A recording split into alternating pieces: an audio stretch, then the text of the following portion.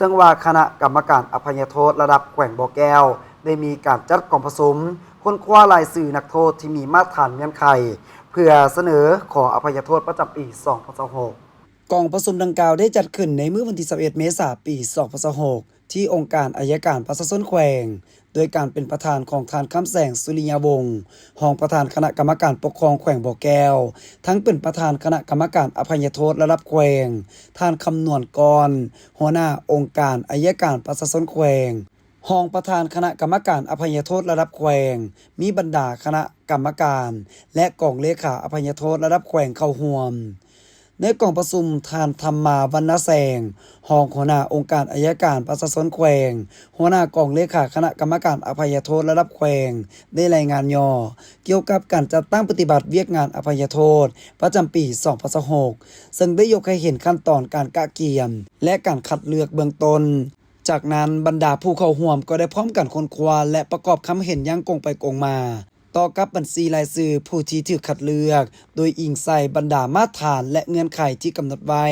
ในรัฐบัญญัติของประธานประเทศว่าด้วยการอภัยโทษเป็นต้นแมนการปฏิบัติระเบียบอยู่ค่ายคุมขังรัฐสร้าง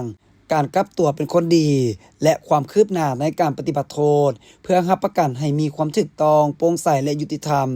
จำนวนนักโทษที่มีมาตรฐานเงื่อนไขที่นำมาค้นคว้าคัดเลือกเสนอให้อภัยโทษหลุดพ้นโทษและปล่อยตัวประจำปี2026มีทั้งหมด120คนหญิง24คนต่างประเทศ18คนหญิง2คนรวมเอา 25.97 ส่วนห้อยของจำนวนนักโทษทั้งหมดผ่านการค้นคว้าคัดเลือกของคณะกรรมการอภัยโทษระดับแขวงแล้วมีนักโทษเสนอให้อภัยโทษหลุดพ้นโทษและปล่อยตัวจริงมีจำนวนทั้งหมด53คนหญิง16คนต่างประเทศ4คนหญิง2คน